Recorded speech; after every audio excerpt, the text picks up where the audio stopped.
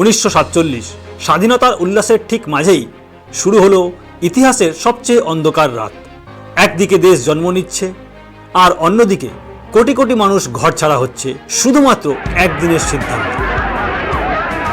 প্রতিটি মিনিটে হাজার হাজার মানুষ ঘর ছাড়ছিল, শুধু দৌড়, শুধু পালানো। স্যার রেডক্লিফ, যিনি এর আগে ভারত কখনো দেখেননি, যিনি ভারতীয় সমাজ ও সংস্কৃতি সম্বন্ধে কিছুই জানেন না, তাকে মাত্র 5 সপ্তাহে ঠিক করতে হলো কোন গ্রাম ভারতে থাকবে আর কোনটা পাকিস্তানে। এই দাগ কাটতেই শুরু হলো বিশ্বের সবচেয়ে বড় মানবিক বিপর্যয়।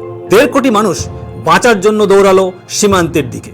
ট্রেন ভর্তি যাত্রী যেতে লাগলো এক দেশ থেকে আর এক দেশে, কিন্তু পৌঁছাতো সাইলেন্ট ট্রেন হয়ে, কারণ ভেতরে থাকতো না একজন মানুষ, শুধু লাশ আর নীরবতা। পাঞ্জাব ও বাংলায় ঘরবাড়ি পুড়েছে, পরিবার ভেঙেছে, হিন্দু, মুসলিম, শিখ কেউই রক্ষা পায়নি। কিন্তু এই অন্ধকারেও আলো ছিল। অনেকে জীবন ঝুঁকি নিয়ে প্রতিবেশীকে বাঁচিয়েছিল। যুদ্ধ মানুষকে ভাগ করলেও মানবতা তখনও বেঁচে ছিল। 1947-এর এই ক্ষত আজও শুকায়নি। তোমার পরিবারে কি কেউ সেই সময় উদ্বাস্তু হয়েছিল? কমেন্টে লিখে জানাও।